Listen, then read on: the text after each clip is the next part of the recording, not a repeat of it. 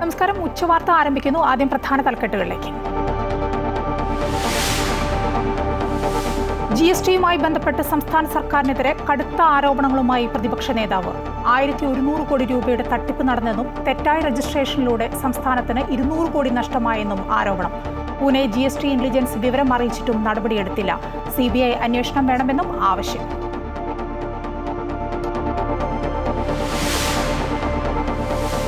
Repo നിരക്കിൽ മാറ്റമില്ലാതെ reserve ബാങ്കിന്റെ പണനയം. നിരക്ക് 5.5% തുടരും. വളർച്ചാ അനുമാനം 6.8% പരിഷ്കരിച്ചു. സ്വർണ്ണവില പവന് 87,000 രൂപയിലെത്തി. ഗ്രാമിന്റെ വില 10,875. വാണിജ്യ ആവശ്യത്തിനുള്ള പാചകവാതക വില വർദ്ധിപ്പിച്ചു.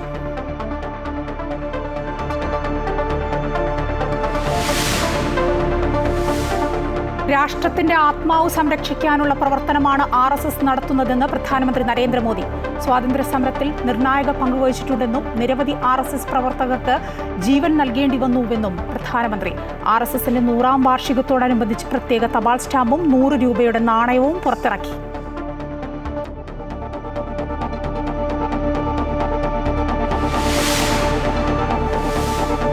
ദ്വാരപാലക പീഡ വിവാദത്തിൽ ഉണ്ണികൃഷ്ണൻ പോറ്റിയുടെ ഇടപെടലിൽ ദുരൂഹതയെന്ന് മന്ത്രി VN വാസവൻ. ഭാരക്കുറവ് കണ്ടെത്തിയിട്ടും എന്തുകൊണ്ട് ദേവസ്വം ബോർഡ് നടപടിയെടുത്തില്ലെന്ന് പ്രതിപക്ഷ നേതാവ് VD സതീശൻ. 1998 മുതലുള്ള എല്ലാ കാര്യങ്ങളും സമഗ്രമായി അന്വേഷിക്കണമെന്നും തിരുവിതാംകൂർ ദേവസ്വം മുൻ പ്രസിഡന്റ് A. പത്മകുമാർ.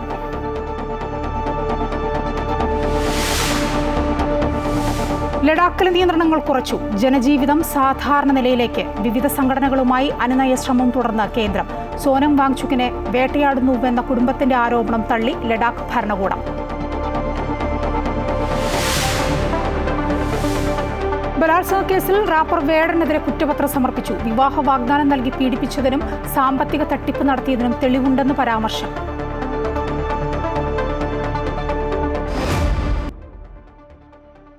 ഉച്ചവാർത്തയിലേക്ക് വിശദമായി. സംസ്ഥാനത്ത് GST വകുപ്പിനെതിരെ ഗുരുതര ആരോപണവുമായി പ്രതിപക്ഷ നേതാവ്. വ്യാജ GST രജിസ്ട്രേഷനിലൂടെ 1100 കോടി രൂപയുടെ തട്ടിപ്പ് നടന്നുവെന്നും 200 കോടിയുടെ സാമ്പത്തിക നഷ്ടമുണ്ടായി എന്നും VD സതീശൻ. GST വകുപ്പിലെ ഉദ്യോഗസ്ഥർ തട്ടിപ്പിന് കൂട്ടുനിൽക്കുന്നുവെന്നും CBI അന്വേഷണം വേണമെന്നും പ്രതിപക്ഷ നേതാവ് ആവശ്യപ്പെട്ടു.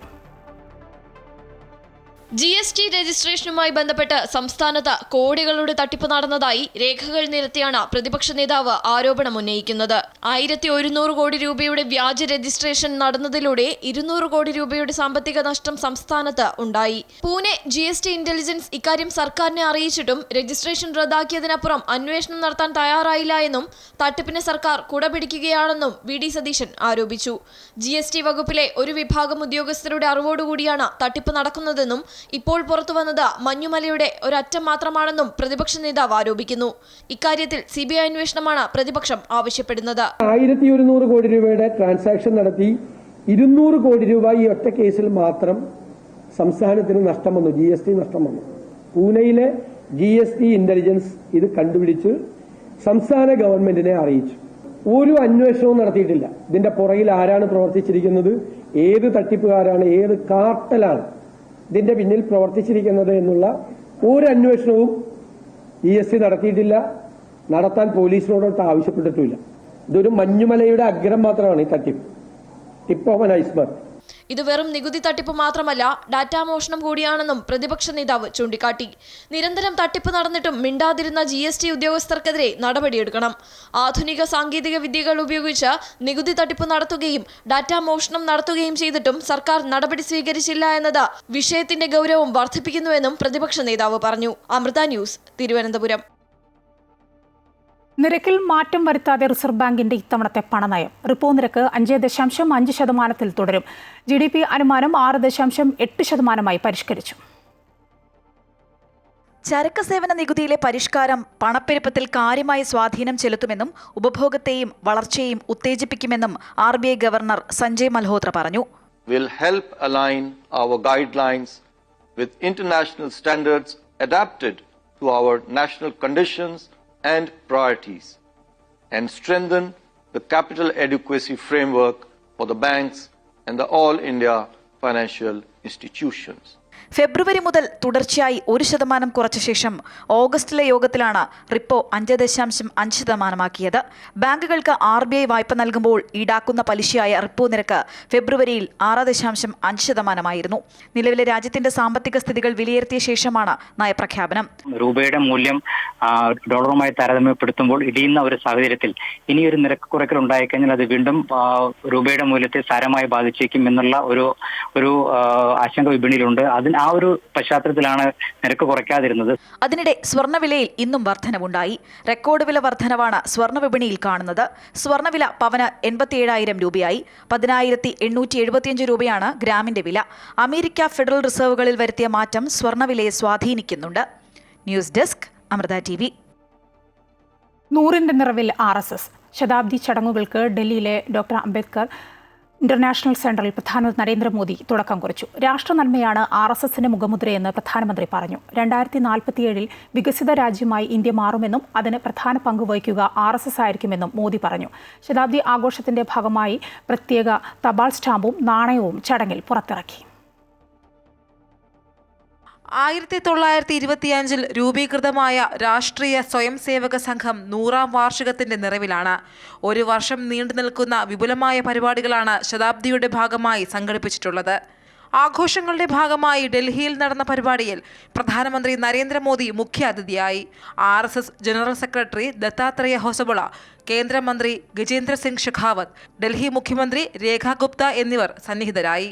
പ്രത്യേക തപാൽ സ്റ്റാമ്പും നാണയവും പ്രധാനമന്ത്രി ചടങ്ങിൽ പുറത്തിറക്കി. ഭാരതാംബയുടെ ചിത്രം ആലേഖനം ചെയ്തതാണ് 100 രൂപയുടെ നാണയം.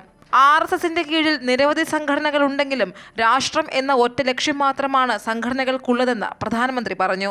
വ്യക്തി രൂപീകരണത്തെ പോലെ പ്രധാനമാണ് രാഷ്ട്ര രൂപീകരണവും. അതാണ് നിലവിൽ RSS ചെയ്യുന്നത്. രാജ്യമാണ് വലുതെന്നതാണ് RSSന്റെ നിലപാട്. അതുകൊണ്ടാണ് സ്വാതന്ത്ര്യ സമരത്തിൽ ഉൾപ്പെടെ നിരവധി സംഘപ്രവർത്തകർക്ക് ജീവൻ നൽകേണ്ടി വന്നത്. ഭേദങ്ങൾ ഒന്നുമില്ലാതെ എല്ലാവരെയും ഒരുപോലെ കാണാനാണ് RSS പഠിപ്പിക്കുന്നതെന്ന് പ്രധാനമന്ത്രി പറഞ്ഞു. राष्ट्र चेतना समय समय पर उस युग की चुनौतियों का सामना करने के लिए नए नए अवतारों में प्रकट होती है. इस युग में संघ उसी अनादि राष्ट्र चेतना का पुण्य अवतार है. വിജയദശമി ദിനമായ നാളെ സർസംഘ് ചാലക് ഡോക്ടർ മോഹൻ ഭാഗവത് സംഘടനയുടെ ആസ്ഥാനമായ നാഗ്പൂരിൽ പ്രവർത്തകരെ അഭിസംബോധന ചെയ്യും. കേരളം അടക്കമുള്ള സംസ്ഥാനങ്ങളിൽ വിപുലമായ പരിപാടികളാണ് നടക്കുക. നാളെ സ്വയം സേവകരുടെ പഥസഞ്ചലനമടക്കം നടക്കും. അമൃത ന്യൂസ്, ന്യൂഡൽഹി. സോനം വാങ്ചുക്കിനെ വേട്ടയാടുന്നുവെന്ന കുടുംബത്തിന്റെ ആരോപണം തള്ളിക്കൊണ്ട് ലഡാക്ക് ഭരണകൂടം. വാങ്ചുക്കിനെതിരെ മതിയായ തെളിവുകളുണ്ടെന്ന് ഭരണകൂടം പറഞ്ഞു. അതേസമയം ലഡാക്കിനെ സമാധാന പാതയിലേക്ക് എത്തിക്കാനുള്ള ശ്രമങ്ങളുടെ ഭാഗമായി താഴ്വരയിൽ നിയന്ത്രണങ്ങൾ കുറച്ചു. ഇതോടെ സംഘടനകൾ ചർച്ചയ്ക്ക് തയ്യാറാകുമെന്നാണ് കേന്ദ്ര സർക്കാരിന്റെ പ്രതീക്ഷ. സെപ്റ്റംബർ 24-നാണ് ലഡാക്കിലെ പ്രതിഷേധം അക്രമാസക്തമായത്. 4 പേരുടെ മരണത്തിനിടയാക്കിയ സംഭവത്തിലാണ് കഴിഞ്ഞ വെള്ളിയാഴ്ച സോനം വാങ്ചുക്കിനെ പോലീസ് അറസ്റ്റ് ചെയ്തത്. നിലവിൽ ജോധ്പൂർ സെൻട്രൽ ജയിലിൽ റിമാൻഡിലാണ് വാങ്ചുക്ക് ഉള്ളത്. വാങ്ചുക്കിനെ ഭരണകൂടം വേട്ടയാടുന്നു എന്നാണ് കുടുംബത്തിന്റെ ആരോപണം. പ്രതിഷേധങ്ങൾക്ക് നേതൃത്വം നൽകിയതിന്റെ പേരിലാണ് നടപടിയെന്നും വാങ്ചുക്കിന്റെ ഭാര്യ ഉൾപ്പെടെ ആരോപിച്ചിരുന്നു. ഇതിന് പിന്നാലെയാണ് ലഡാക്ക് ഭരണകൂടം മറുപടിയുമായി എത്തിയത്. കൃത്യമായ തെളിവുകളുടെ അടിസ്ഥാനത്തിലാണ് സോനം വാങ്ചുക്കിനെ അറസ്റ്റ് ചെയ്തത് എന്ന് ലഡാക്ക് ഭരണകൂടം പറയുന്നു. വിദേശ സംഭാവന ചട്ടം ലംഘിച്ചതുൾപ്പെടെ നിരവധി പ്രശ്നങ്ങൾ നിലനിൽക്കുന്നു എന്ന് ലഡാക്ക് ഭരണകൂടം വ്യക്തമാക്കി. വാങ്ചുക്കിന്റെ പ്രകോപനപരമായ നിലപാടുകൾ സംഘർഷത്തിന് ആക്കം കൂട്ടിയെന്നും ഭരണ നേതൃത്വം കുറ്റപ്പെടുത്തുന്നു. അതേസമയം അനുനയ നീക്കങ്ങൾ കേന്ദ്ര സർക്കാർ ശക്തമാക്കിയിട്ടുണ്ട്. ചർച്ചകളിൽ സംഘടനകളെ പങ്കെടുപ്പിക്കാനുള്ള നീക്കം സർക്കാർ ശക്തമാക്കി. ഇളവുകൾ നൽകിയതോടെ സംഘടനകൾ ചർച്ചയ്ക്ക് തയ്യാറാകുമെന്നാണ് കേന്ദ്ര സർക്കാരിന്റെ പ്രതീക്ഷ. സംഘർഷത്തിന് ശേഷം ജനജീവിതം സാധാരണ നിലയിലേക്ക് എത്തിത്തുടങ്ങിയിട്ടുണ്ട്. സംസ്ഥാന പദവി, തദ്ദേശീയർക്ക് സംവരണം തുടങ്ങിയ ആവശ്യങ്ങൾ ഉന്നയിച്ചാണ് വാങ്ചുക്കിന്റെ നേതൃത്വത്തിൽ പ്രതിഷേധം മുന്നോട്ട് പോയിരുന്നത്. അമൃത ന്യൂസ്, ന്യൂഡൽഹി. ശബരിമലയിലെ സ്വർണ്ണപ്പാളി വിഷയത്തിൽ വലിയ ഗൂഢാലോചന നടന്നുവെന്ന് മന്ത്രി VN വാസവൻ. പരാതി ഉന്നയിച്ച ആളിന്റെ സഹോദരിയുടെ വീട്ടിൽ നിന്ന് പീഠം കണ്ടെത്തി എന്നത് വളരെ ആസൂത്രിതമായ നീക്കമാണ് നടന്നത് എന്നതിന്റെ തെളിവാണ്. അയ്യപ്പ സംഗമം നടക്കാൻ 5 ദിവസം ബാക്കി നിൽക്കെയാണ് പീഠം വാർത്ത വന്നത്. ആസൂത്രിതമായ ദുരുദ്ദേശത്തോടെയുള്ള നീക്കം ഉണ്ണികൃഷ്ണൻ പോറ്റിയുടെ ഭാഗത്തു നിന്നുണ്ടായി. ഉണ്ണികൃഷ്ണൻ പോറ്റിയുടെ ശബരിമലയിലെ സാന്നിധ്യവും ഇടപെടലും ദുരൂഹമാണ്. വിദേശത്തു നിന്നും സ്വദേശത്തു നിന്നും വരുന്ന ഭക്തന്മാരെ ഉണ്ണികൃഷ്ണൻ പോറ്റി പലതരത്തിൽ ചൂഷണം ചെയ്തെന്നാണ് സൂചന. സമഗ്രമായ അന്വേഷണം നടക്കട്ടെ എന്നും ദേവസ്വം ബോർഡ് ഉദ്യോഗസ്ഥരുടെ അടക്കം ഭാഗത്തുനിന്ന് വീഴ്ച ഉണ്ടായോ എന്ന് പരിശോധിക്കട്ടെ എന്നും VN വാസവൻ കോട്ടയത്ത് പറഞ്ഞു. 40 ദിവസക്കാലത്തോളം ഇത് വെളിയിൽ കൊണ്ടുപോയി ചെന്നൈയിൽ കൃത്യമായി സ്വർണം പൂശാന രൂപത്തിൽ കൊണ്ടുപോയി താമസിപ്പിച്ചതും അതിൻ്റെ പിന്നിൽ പതിയിരുന്ന ആസൂത്രിതമായ ദുരുദ്ദേശത്തോടുകൂടി നീക്കവും ഇതെല്ലാം വളരെ സമർത്ഥമായി കൈകാര്യം ചെയ്തിരുന്ന ഉണ്ണികൃഷ്ണൻ പോറ്റിയുടെ ഭാഗത്തു നിന്നുള്ള ഗൂഢനീക്കങ്ങളുമെല്ലാം വെളിയിൽ വരാൻ ഏറെ സഹായകരമാണ് ഈ അന്വേഷണം. അക്കാര്യത്തിൽ സംശയമില്ല. അതുകൊണ്ട് ബഹുമാനപ്പെട്ട കോടതിയിട്ട ആ ഉത്തരവ് ഒരു ജഡ്ജിയുടെ മേൽനോട്ടത്തിൽ തന്നെ വിജിലൻസാണ്, ദേവസ്വം ബോർഡിൻ്റെ വിജിലൻസ് തന്നെയാണ് അത് അന്വേഷിക്കുക. അത് കൃത്യമായി കാര്യങ്ങളെല്ലാം വെളിയിൽ വരും. അത് ജനങ്ങൾക്ക് അറിയാൻ അവകാശപ്പെട്ടതും ഒപ്പം ഇത് ബോധ്യപ്പെടുത്താൻ ബാധ്യതപ്പെട്ടതുമായ എല്ലാ ഉള്ളടക്കങ്ങളും വെളിയിൽ വരട്ടെ. അത് കൃത്യമായി അന്വേഷിക്കണമെന്ന് തന്നെയാണ് ഗവൺമെൻറ് നിലപാട്. അത് കൃത്യമായി കോടതി അറിയിക്കുകയും ചെയ്തിരുന്നു. മുൻ തിരുവിതാംകൂർ ദേവസ്വം ബോർഡ് പ്രസിഡന്റും CPM നേതാവുമായ K. അനന്തഗോപനെതിരെ മുൻ Devaswom board president A. Padmakumar രംഗത്ത്. എല്ലാ കാലത്തും ദേവസ്വം മാനുവൽ നോക്കിയാണോ കാര്യങ്ങൾ ചെയ്തതെന്നും 18ാം പടിക്ക് മുകളിൽ ഫോൾഡിംഗ് റൂഫ് വെച്ചത് ആരുടെ കാലത്താണെന്നും അനന്തഗോപൻ ചോദിച്ചു. പിന്നീട് അത് അനാവശ്യം എന്ന് കണ്ട് തന്റെ കാലത്ത് ഇളക്കി മാറ്റി. ദേവസ്വം പ്രസിഡന്റ് ആയിരുന്നപ്പോൾ താൻ വിദേശയാത്ര നടത്തിയിട്ടില്ല. നടത്തിയവർ ആരൊക്കെയെന്ന് അന്വേഷിക്കണം. വിദേശയാത്ര മാനുവൽ അടിസ്ഥാനത്തിലാണോ എന്ന് പരിശോധിക്കണമെന്നും പത്മകുമാർ പറഞ്ഞു. അറ്റകുറ്റപ്പണികൾക്കായി വസ്തുക്കൾ പുറത്തു കൊണ്ടുപോയെങ്കിൽ അത് ദേവസ്വം മാനുവലിന് വിരുദ്ധമാണെന്ന് കഴിഞ്ഞ ദിവസം അനന്തഗോപൻ പറഞ്ഞിരുന്നു. വിദേശയാത്ര നടത്തിയത് എന്തിൻ്റെ അടിസ്ഥാനത്തിലാണ് വിദേശയാത്ര നടത്തിയത്? അപ്പോൾ അതുകൊണ്ട് ഇതൊക്കെ പരിശോധിക്കുമ്പോൾ ഇതെല്ലാം പരിശോധിക്കണം. ഞാൻ ഒന്നുകൂടെ കടത്തി പറയുകയാണ്, ശബരിമലയുമായി ബന്ധപ്പെട്ട ആചാരാനുഷ്ഠാനങ്ങൾക്ക് വിരുദ്ധമായി പത്മകുമാർ എന്ന് പറയുന്ന പ്രസിഡന്റിൻ്റെ ഭാഗത്തു നിന്നൊന്നും ഉണ്ടായിട്ടില്ല. അതാണല്ലോ എനിക്ക് ഏറ്റവും കൂടുതൽ ആക്രമണം നേരിടേണ്ടി വന്നത് അതുകൊണ്ട് തന്നെയാണല്ലോ. അപ്പോൾ അതുകൊണ്ട് ശബരിമല വിട്ടിട്ടോ അല്ലെങ്കിൽ ശബരിമലയ്ക്ക് ദോഷം ഉണ്ടാകുന്നൊന്നും എൻ്റെ ഭാഗത്തുനിന്ന് ഉണ്ടായിട്ടില്ല. ആരുടെയെങ്കിലും ഭാഗത്തുണ്ടായിട്ടുണ്ടെങ്കിൽ തീർച്ചയായിട്ടും കർശനമായിട്ടുള്ള നിയമ നടപടി സ്വീകരിക്കണം. അത്രയേ ഉള്ളൂ.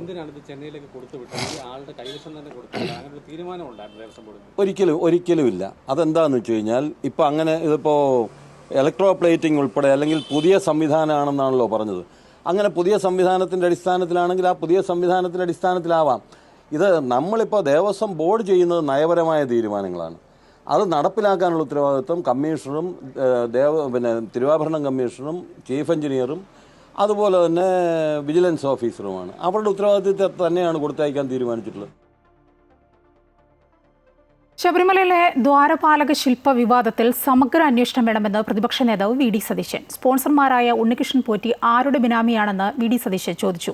വൻതോതിൽ തട്ടിപ്പ് നടന്നിട്ടും ഭാരക്കുറവ് കണ്ടെത്തിയിട്ടും എന്തുകൊണ്ട് ദേവസ്വം ബോർഡ് നടപടി സ്വീകരിച്ചില്ല എന്നും VD സതീശൻ ചോദിച്ചു. ഭാരക്കുറവ് കണ്ടെത്തിയിട്ടും തിരുവിതാംകൂർ ദേവസ്വം ബോർഡിന്റെ ഭരണാധികാരികൾ എന്തുകൊണ്ടാണ് ഇക്കാര്യം അന്വേഷിക്കാതിരുന്നത്? കോടതിയുടെ അനുമതിയോടുകൂടി മാത്രമേ സ്വർണ്ണപ്പണികൾ നടത്താവൂ. അത് അതിന്റെ പ്രിമൈസസിൽ വെച്ച് തന്നെ നടത്തണം. കോടതിയുടെ അനുമതിയില്ലാതെ മുഴുവൻ നിയമങ്ങളും ചട്ടങ്ങളും ലംഘിച്ചുകൊണ്ട് ഇത് ചെന്നൈയിലേക്ക് അയച്ചു. പിന്നെ ആരാണ് ഈ ഉണ്ണികൃഷ്ണൻ പോറ്റി? എന്താണ് ഈ സ്പോൺസർക്ക് ഉള്ള പ്രത്യേകത? എല്ലാ ദേവസ്വം ബോർഡുകളിലുള്ള സ്പോൺസർമാരെ കുറിച്ച് കൂടി അന്വേഷിക്കണം. ഇവര് ദേവസ്വത്തിലേക്കും ശബരിമലയിലേക്കും ഒക്കെ സ്പോൺസർ വാങ്ങിച്ചു തരാം എന്ന് പറഞ്ഞ് കോടിക്കണക്കിന് രൂപ കളക്ട് ചെയ്യുകയും അതിലൊരു ചെറിയ അംശം മാത്രം അവിടെ കൊടുക്കുകയും ബാക്കി ഇടനിലക്കാർക്കും ബന്ധപ്പെട്ട ആളുകൾക്ക് കമ്മീഷൻ കൊടുത്ത് വൻ തുക ഭക്തന്മാരുടെ കയ്യിൽ നിന്നും തട്ടിപ്പ് നടത്തിക്കൊണ്ടിരിക്കുകയാണ്. ഇത് യുവ ഡോക്ടറെ വിവാഹ വാഗ്ദാനം നൽകി ബലാത്സംഗം ചെയ്തെന്ന കേസിൽ വേടനെതിരെ കുറ്റപത്രം സമർപ്പിച്ചു. വേടനെതിരെ തെളിവുകളുണ്ടെന്ന് പോലീസ്. തൃക്കാക്കര പോലീസാണ് കുറ്റപത്രം സമർപ്പിച്ചത്. നിലവിൽ ഈ കേസിൽ ജാമ്യത്തിലാണ് വേടൻ. യുവ ഡോക്ടറുടെ പരാതിയിൽ തൃക്കാക്കര പോലീസ് രജിസ്റ്റർ ചെയ്ത കേസിലാണ് കുറ്റപത്രം സമർപ്പിച്ചത്. വേടൻ ബലാത്സംഗം ചെയ്തതിനും വിവാഹ വാഗ്ദാനം നൽകിയതിനും വാട്സാപ്പ് ചാറ്റുകളടക്കം തെളിവുകളുണ്ടെന്നാണ് പോലീസ് പറയുന്നത്. സാമ്പത്തിക ഇടപാടുകളിലും രേഖകളുണ്ടെന്നും കുറ്റപത്രത്തിൽ പറയുന്നു. കേസുമായി ബന്ധപ്പെട്ട് 2 തവണ വേടനെ പോലീസ് ചോദ്യം ചെയ്യുകയും അറസ്റ്റ് ചെയ്ത് വിട്ടയക്കുകയും ചെയ്തിരുന്നു. മുൻകൂർ ജാമ്യം ലഭിച്ചിരുന്നതിനാലാണ് അറസ്റ്റ് ചെയ്ത് വിട്ടയച്ചത്. കഞ്ചാവ് കേസിലും കഴിഞ്ഞ ദിവസം വേടനെതിരെ കുറ്റപത്രം സമർപ്പിച്ചിരുന്നു. തൃപ്പൂണിത്തുറ മജിസ്ട്രേറ്റ് കോടതിയിലാണ് കുറ്റപത്രം സമർപ്പിച്ചത്. കേസിൽ 9 പേരെ പ്രതികളാക്കിയാണ് കുറ്റപത്രം. വേടൻ കഞ്ചാവ് ഉപയോഗിച്ചെന്നാണ് കുറ്റപത്രത്തിൽ പറയുന്നത്. അമൃത ന്യൂസ്, കൊച്ചി. सरस्वती नमस्तुभ्यं वरदे कामरूपिणी കൊല്ലൂർ മൂകാംബിക ക്ഷേത്രത്തിൽ ദേവിയുടെ പുഷ്പരഥോത്സവം നടക്കുകയാണ്. പതിനായിരങ്ങളാണ് രഥോത്സവം കാണാനായി ക്ഷേത്രത്തിൽ എത്തിയിരിക്കുന്നത്. കൂടുതൽ വിവരങ്ങളുമായി കൊല്ലൂരിൽ നിന്ന് ഞങ്ങളുടെ പ്രതിനിധി അനൂപ് നീലേശ്വരം ചേരുകയാണ്. അനൂപ്, പുഷ്പരഥോത്സവത്തിന്റെ ഒരുക്കങ്ങൾ ആരംഭിച്ച സമയത്ത് നേരത്തെ മഴയൊക്കെ ഉണ്ടായിരുന്നു അവിടെ. ഇപ്പോൾ എന്താണ് അവസ്ഥ? എങ്ങനെയാണ് രഥോത്സവം നടക്കുന്നത് ഇപ്പോൾ? വളരെ ഭക്തിനിർഭരമായ അന്തരീക്ഷത്തിൽ ദേവി വിഗ്രഹവും ഇപ്പോൾ പുറത്തെഴുന്നള്ളി വന്നിരിക്കുകയാണ്. ശങ്കരാചാര്യർക്ക് പ്രദർശനം നൽകിയ വാഗീശ്വരി ചൈതന്യം രഥത്തിൽ ഏറുന്നത് ദർശിക്കാനായി പതിനായിരങ്ങളാണ് ഇവിടെ മണിക്കൂറുകളായി കൊല്ലൂർ ക്ഷേത്രത്തിൽ കാത്തു നിൽക്കുന്നത്. ദേവി വിഗ്രഹം പുറത്തെഴുന്നള്ളിയതിന്റെ ദൃശ്യങ്ങളാണ് നാം കാണുന്നത്. വാദ്യമുഖരിതമായ അന്തരീക്ഷത്തിൽ മന്ത്രോച്ചാരണങ്ങളോടുകൂടി സർവവേദപൊരുളായ അമ്മയുടെ വിഗ്രഹം പുറത്തെഴുന്നള്ളി സുവാസിനി പൂജയും അതുപോലെ ശതരുദ്രാഭിഷേകവും കഴിഞ്ഞ് അമ്മ പുഷ്പരഥത്തിലേറാനുള്ള ഒരുക്കത്തിലാണ്. വളരെ ഭക്തിസാന്ദ്രമായ അന്തരീക്ഷത്തിലാണ് കൊല്ലൂരിലെ രഥോത്സവം നടക്കുന്നത്. പതിനായിരക്കണക്കിന് ആളുകൾ മണിക്കൂറുകളായി ഇവിടെ കാത്തു നിൽക്കുകയാണ്. ആ ഒരു ദൃശ്യം, ആ ഒരു ചടങ്ങ് ഒരു നോക്ക് കാണുന്നതിനായിട്ട് ഏറെ ഭക്തിനിർഭരമായ അന്തരീക്ഷത്തിൽ ഇവിടെ മഹാകാളിയായും മഹാലക്ഷ്മിയായും മഹാസരസ്വതിയുമായി ഭക്തർക്കിടയിൽ വിളങ്ങുന്ന ദേവി ചിത്രത്തിലേറുന്ന ചടങ്ങുകളാൽ ധന്യമായിരിക്കുകയാണ് ദേവി സന്നിധി. അനൂപ് നീലേശ്വരമാണ് വിവരങ്ങൾ നൽകിയത്. കൊല്ലൂരിൽ നിന്ന് ക്ഷേത്രത്തിൽ ദേവിയുടെ പുഷ്പരഥോത്സവം നടക്കുകയാണ് ഇപ്പോൾ. മറ്റു വാർത്തകളിലേക്ക്. രാഹുൽ ഗാന്ധിക്ക് എതിരായ പരാമർശത്തിൽ പ്രിന്റു മഹാദേവനെ തള്ളി BJP. പ്രസ്താവനയോട് യോജിക്കുന്നില്ലെന്ന് BJP സംസ്ഥാന അധ്യക്ഷൻ രാജീവ് ചന്ദ്രശേഖർ പറഞ്ഞു. വ്യക്തിപരമായ വൈരാഗ്യം പാർട്ടിയുടെ നിലപാടല്ല. വക്താവിനെ ഇക്കാര്യം അറിയിച്ചിട്ടുണ്ടെന്നും അദ്ദേഹം ഡൽഹിയിൽ പറഞ്ഞു. അത് ഞങ്ങൾ പാർട്ടി മിന്നാന്ന് രാത്രി തന്നെ പറഞ്ഞു. അത് ഞങ്ങൾ കാണുന്നത് ശരിയായിട്ട് കാണുന്നില്ല. ഞങ്ങളുടെ രാഷ്ട്രീയം എന്ന് പറഞ്ഞാൽ പേഴ്സണൽ ശത്രുത ആരുടെ എതിരെയില്ല. ഞങ്ങളുടെ ഐഡിയോളജിക്കൽ ബാറ്റിലാണ്, ഞങ്ങളുടെ ഡെവലപ്മെന്റ് ബാറ്റിലാണ്. ഞങ്ങൾ മുമ്പോട്ട് വെക്കുന്നത് വികസനം. ഞങ്ങൾ പൊളിറ്റിക്സ് ഓഫ് പെർഫോമൻസിനെ കുറിച്ച് പറയുന്നു. ഞങ്ങൾക്ക് ആരുടെ എതിരെ പേഴ്സണൽ എനിമിറ്റിന്റെ രാഷ്ട്രീയം ഞങ്ങൾ ചെയ്യാൻ ആഗ്രഹിക്കുന്നില്ല. ഞാൻ ആദ്യത്തെ ദിവസം മുതൽ പറയുന്ന കാര്യമാണ്. ഇത് കൃത്യമായി ഞാൻ ഇന്ന് റിപ്പീറ്റ് ചെയ്യുന്നു. ഞങ്ങളുടെ ഒരു വക്താവ് ഒരു പാഷൻ, ഇമോഷൻ, കുറച്ച് ദേഷ്യമുണ്ട് എന്ന് പറഞ്ഞു. അത് പാർട്ടി ശരിയല്ല എന്ന് അദ്ദേഹത്തോടും പറഞ്ഞിട്ടുണ്ട്. അദ്ദേഹം അത് സമ്മതിച്ചിട്ടുണ്ട്. രാഹുൽ ഗാന്ധിക്കെതിരെ ചാനൽ ചർച്ചയിൽ ഭീഷണി നടത്തിയ സംഭവത്തിൽ പ്രതികരണവുമായി BJP നേതാവ് പ്രിന്റു മഹാദേവ്. താൻ അഹിംസാവാദിയാണ്, ഇന്നുവരെ ആരെയും ഉപദ്രവിച്ചിട്ടില്ല. തന്റെ വാക്കുകൾ വളച്ചൊടിക്കുകയായിരുന്നു. രാജ്യത്തെ സംബന്ധിച്ച വിഷയത്തിൽ എന്റെ പ്രതികരണം വൈകാരികമാണ്. താൻ ആരെയും കൊല്ലാൻ ആഹ്വാനം ചെയ്തിട്ടില്ല. പോലീസ് നടപടിയിൽ കുടുംബാംഗങ്ങൾക്ക് മനോവിഷമമുണ്ടായി. അച്ഛനും അമ്മയ്ക്കുമെതിരെ വധഭീഷണി ഉണ്ടായി എന്നും പ്രിന്റു മഹാദേവ് പറഞ്ഞു. തീയ സമുദായത്തിൽപ്പെട്ട വിഭാഗത്തിൽപ്പെട്ട ഒരാളാണ് ഞാൻ. ABPയുടെ ചരിത്രത്തിൽ തന്നെ ആദ്യത്തെ തീയ സമുദായത്തിൽപ്പെട്ടുള്ള ഒരു പ്രസിഡന്റ് കൂടിയാണ് ഞാൻ. അതുകൊണ്ട് പാർട്ടി എല്ലായ്പ്പോഴും എന്നെ പരിഗണിച്ചിട്ടുണ്ട്, പ്രസ്ഥാനങ്ങൾ എന്നെ പരിഗണിച്ചിട്ടുണ്ട്. പാർട്ടി പറയുന്ന കാര്യങ്ങൾ ശിരസ വഹിക്കും. പാർട്ടി എന്നോട് ഏത് കാര്യങ്ങളാണ് പാർട്ടി ഇതിൽ പറയുന്ന കാര്യങ്ങൾ, ആ പാർട്ടിയെ ശിരസ വഹിച്ചുകൊണ്ടായിരിക്കും ഞാൻ എൻ്റെ പ്രവർത്തനങ്ങൾ നോക്കുക.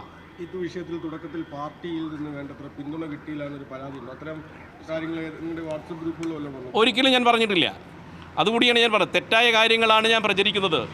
പാർട്ടി എൻ്റെ കൂടെ തന്നെ ഉണ്ടായിട്ടുണ്ട് ഉള്ള സൗകര്യം നിങ്ങൾ ഇന്നലെ കണ്ടതല്ലേ. പാർട്ടിയുടെ ആരൊക്കെയായിരുന്നു അവിടെ വന്നത്, എന്നെ പ്രൊട്ടക്റ്റ് ചെയ്തത്, എന്നെ സംരക്ഷിച്ചത്. എനിക്ക് വേണ്ടി ഏറ്റവും കൂടുതൽ ശക്തമായിട്ട് പറഞ്ഞ വ്യക്തിയും ഇടപെട്ട വ്യക്തിയും ഇവിടുത്തെ സംസ്ഥാന വൈസ് പ്രസിഡന്റായിട്ടുള്ള KK അനീഷ് കുമാറാണ്. കേരളത്തിൽ ഉടൻ എയിംസ് വേണമെന്നാണ് BJPയുടെ ആഗ്രഹമെന്ന് BJP സംസ്ഥാന അധ്യക്ഷൻ രാജീവ് ചന്ദ്രശേഖർ. താൻ ആഗ്രഹിക്കുന്നത് എയിംസ് തിരുവനന്തപുരത്ത് വേണം എന്നാണ്. PT ഉഷ കോഴിക്കോട് വരണമെന്ന് ആഗ്രഹിക്കുന്നു. അതുപോലെ സുരേഷ് ഗോപിയും ആഗ്രഹം പറഞ്ഞതാണ്. വാശി പിടിക്കുന്നതല്ല, ആഗ്രഹം പറയുന്നതിലൂടെ പദ്ധതി വൈകില്ല എന്നും രാജീവ് ചന്ദ്രശേഖർ ഡൽഹിയിൽ പറഞ്ഞു.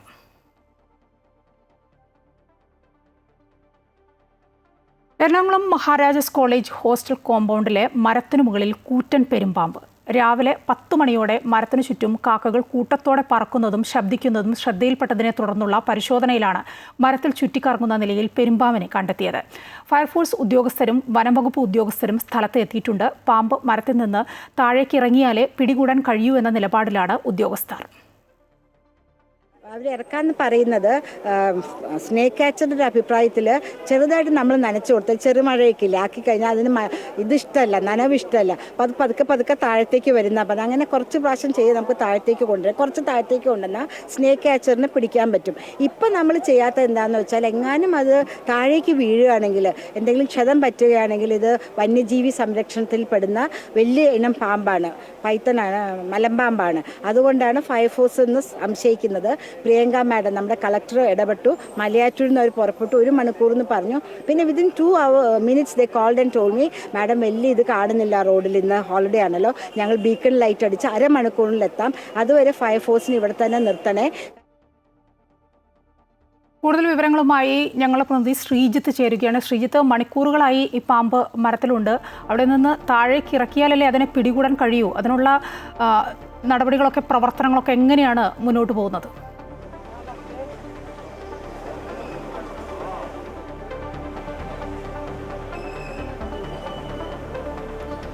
മയ ഒപ്പം കൗതുകവും ഒപ്പം ഒരു കുരുക്കുമായി മാറിയിരിക്കുകയാണ് ഈ സംഭവം. രാവിലെ 10 മണി മുതൽ തന്നെ എറണാകുളത്തിൻ്റെ നഗരത്തിൻ്റെ സ്വഭാവം അറിയാമല്ലോ.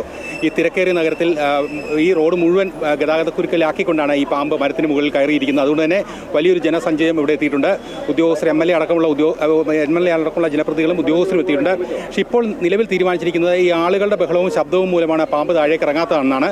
അതുകൊണ്ട് പാമ്പിനെ വെള്ളം ചീറ്റിച്ച്, അല്ലെങ്കിൽ ഫയർഫോഴ്സിൻ്റെ വെള്ളം പമ്പ് ചെയ്ത് പാമ്പിനെ നനമുണ്ടാക്കി താഴത്തേക്ക് ഇറക്കാമെന്നൊരു തീരുമാനമായിരുന്നു. പക്ഷേ 30 കിലോയിലധികം ഭാരമുള്ളതായതുകൊണ്ട് ഇത് താഴേക്ക് വീണ് ചുറ്റും ആസ്പെറ്റോ ഷീറ്റൊക്കെ ഉണ്ട്, അതിനെ പരിക്കേൽക്കുകയോ അല്ലെങ്കിൽ അതിന് ജീവന് തന്നെ ഹാനി സംഭവിക്കുന്ന രീതിയിലുള്ള പരിക്കുകൾ ഏൽക്കുകയോ ചെയ്യും. അതുകൊണ്ട് തന്നെ അത് വേണ്ട എന്നും ആളുകൾ പിരിഞ്ഞു പോകട്ടെ എന്നും ആളുകൾ ഇവിടെ കൂടി നിൽക്കുന്നതുകൊണ്ടാണ് ഇത്തരത്തിൽ പാമ്പ് ഇറങ്ങാത്തതെന്നുമാണ് ഇപ്പോൾ തീരുമാനിച്ചിരിക്കുന്നത്. അതുകൊണ്ട് തന്നെ മരത്തിൽ കയറിയോ വെള്ളം ചീറ്റിച്ചോ പാമ്പിനെ പിടികൂടേണ്ടതില്ല, അത് അതിൻ്റെ സമയത്തിന് ഇറങ്ങി വരട്ടെ, ആഹാരം കഴിക്കാൻ വിശക്കുമ്പോൾ ഇറങ്ങി വരും എന്നുള്ളൊരു തീരുമാനത്തിലാണ് ഫയർഫോഴ്സിനോട് വനം വകുപ്പ് പറഞ്ഞിരിക്കുന്നത്. 1-2 ദിവസം പോലും കാത്തു നിന്നാലും അത് വിഷയമില്ല എന്നുള്ളതാണ്. അതുകൊണ്ട് തന്നെ അവർ തൽക്കാലം പാമ്പിനെ പിടിക്കേണ്ട എന്നൊരു നിലപാടിലേക്ക് എത്തിയിരിക്കുന്നു. അവർ മടങ്ങാൻ, ഒരു ഉദ്യോഗസ്ഥനെ ഇവിടെ നിരീക്ഷണത്തിലാക്കി മടങ്ങാനുള്ള നിർദ്ദേശത്തിലാണ്. ആളുകൾ പോകുമ്പോൾ സ്വാഭാവികമായും പാമ്പ് ഒരുപക്ഷെ ഇന്ന് തന്നെ താഴത്തേക്ക് വന്നേക്കാം, പെരുമ്പാമ്പ് ഒരുപക്ഷെ ഇന്ന് തന്നെ താഴത്തേക്ക് വന്നേക്കാം എന്നാണ് പറയുന്നത്. എന്തായാലും SC/ST ഹോസ്റ്റലാണ് ഈ BTH ഭാരത് ടൂറിസ്റ്റ് ഹോമിനടുത്ത്, എറണാകുളത്തപ്പൻ ഗ്രൗണ്ടിനടുത്തുള്ള ഹോസ്റ്റലിന് നഗരമധ്യത്തിൽ തന്നെയാണ് മരത്തിൻ്റെ ഉയരത്തിലേക്ക് പാമ്പ് കയറി പോയിരിക്കുന്നത്. ഇത് വളരെ പൊക്കമുള്ള ഒരു മരമാണ്. മാത്രമല്ല മരത്തിൽ കയറുക എന്ന് പറഞ്ഞാൽ ദുർബലമായ തടികളുള്ളതുകൊണ്ട് കയറുക എന്നതും ബുദ്ധിമുട്ടാണ്, പ്രത്യേകിച്ച് അത് നനഞ്ഞ് ഉറഞ്ഞിരിക്കുകയാണ്. എന്തായാലും പാമ്പ് താഴേക്ക് ഇറങ്ങി വന്നാൽ പിടികൂടാമെന്നുള്ള തീരുമാനത്തിലെത്തി വനം വകുപ്പ് ഉദ്യോഗസ്ഥർ പിരിയുകയും ഒരു ഉദ്യോഗസ്ഥരെ ഇവിടെ നിരീക്ഷണത്തിൽ നിർത്തുകയും ചെയ്യാനുള്ള തീരുമാനത്തിലാണ് ഇപ്പോൾ എത്തിച്ചേർന്നിരിക്കുന്നത്. മായ. ശ്രീജിത്ത് നായരാണ് വിവരങ്ങൾ നൽകിക്കൊണ്ടിരുന്നത്. മഹാരാജാസ് കോളേജ് ഹോസ്റ്റൽ കോമ്പൗണ്ടിലെ മരത്തിന് മുകളിൽ കയറിയ പെരുമ്പാമ്പിനെ താഴേക്ക് ഇറക്കാനുള്ള നീക്കങ്ങൾ നടക്കുകയാണ്. 7 മാസങ്ങൾക്ക് ശേഷം മമ്മൂട്ടി സിനിമയിലേക്ക്. രാവിലെ 9 മണിക്ക് അദ്ദേഹം ഹൈദരാബാദിലെ ഷൂട്ടിംഗ് ലൊക്കേഷനിൽ എത്തി. മഹേഷ് നാരായൺ ഒരുക്കുന്ന മൾട്ടി സ്റ്റാർ ചിത്രം പേട്രിയറ്റിൻ്റെ ചിത്രീകരണമാണ് ഹൈദരാബാദിലെ ബസ് ഭവനിൽ നടക്കുന്നത്. ഒരു ചെറിയ ഇടവേളയ്ക്ക് ശേഷം ജീവിതത്തിൽ ഏറ്റവും ഇഷ്ടപ്പെട്ട കാര്യം ചെയ്യാൻ പോകുന്നുവെന്ന് അദ്ദേഹം സോഷ്യൽ മീഡിയയിൽ കുറിച്ചു. തൻ്റെ അഭാവത്തിൽ തന്നെ അന്വേഷിച്ചവരോട് നന്ദി പറയാൻ വാക്കുകൾ പോരെന്നും ദി ക്യാമറ ഈസ് കോളിംഗ് എന്നും അദ്ദേഹം കുറിച്ചു. തൃശൂർ കുന്നംകുളത്ത് പാല് കൊടുത്ത് ഉറക്കിയ 3 മാസം പ്രായമുള്ള കുട്ടി മരിച്ച നിലയിൽ. കുന്നംകുളം കോട്ടയിൽ റോഡ് താഴ്വാരം വളയനാട് അഭിഷേക് അഞ്ജലി ദമ്പതികളുടെ 90 ദിവസം പ്രായമുള്ള പെൺകുഞ്ഞാണ് മരിച്ചത്. ഇന്നലെ രാത്രിയിൽ കുട്ടിക്ക് പാല് കൊടുത്തിരുന്നു. പുലർച്ചെ നോക്കിയപ്പോൾ കുട്ടിക്ക് അനക്കമില്ലാത്തതിനെ തുടർന്ന് ആശുപത്രിയിൽ എത്തിച്ചുവെങ്കിലും മരണം സംഭവിച്ചിരുന്നു. ഉറക്കത്തിനിടെ പാല് തൊണ്ടയിൽ കുരുങ്ങിയതാണ് മരണത്തിന് കാരണമെന്നാണ് പ്രാഥമിക നിഗമനം. SIR നടപടികൾ സുതാര്യമല്ലെന്ന് എഴുത്തുകാരനും സുപ്രീം കോടതി അഭിഭാഷകനുമായ പ്രശാന്ത് ഭൂഷൺ. ഭരണഘടനാ വിരുദ്ധ നടപടിയാണ് നടക്കുന്നത്. ബീഹാറിൽ പകുതിയിലധികം ആളുകൾക്കും 11 തിരിച്ചറിയൽ കാർഡുകളില്ല. അതുകൊണ്ട് പലരും പട്ടികയ്ക്ക് പുറത്തായി. 47 ലക്ഷത്തിലധികം ആളുകൾ ബീഹാറിൽ പുറത്താക്കപ്പെട്ടുവെന്നും പൗരത്വം എന്നത് തെരഞ്ഞെടുപ്പ് കമ്മീഷൻ തീരുമാനിക്കുന്ന ഒന്നല്ല എന്നും അദ്ദേഹം പറഞ്ഞു.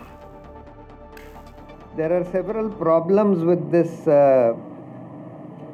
SIR as it is called. The first is that there is no provision in law by which, though the Election Commission can certainly undertake an intensive revision, but the manner in which they are doing this exercise is totally unprecedented and, in my view, illegal, unconstitutional. So what they have done is they are asking everybody to fill up a form, an enumeration form, and they are asking them also to provide one of 11 documents that the Election Commission has specified, which includes passport.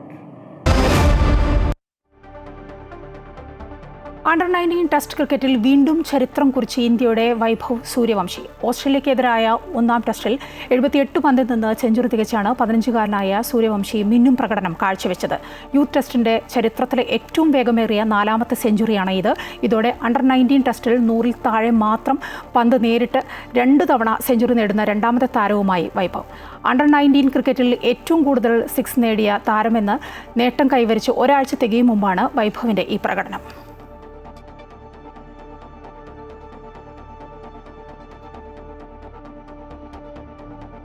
ഉച്ചവാർത്ത പൂർണ്ണമാവുകയാണ്. നമസ്കാരം.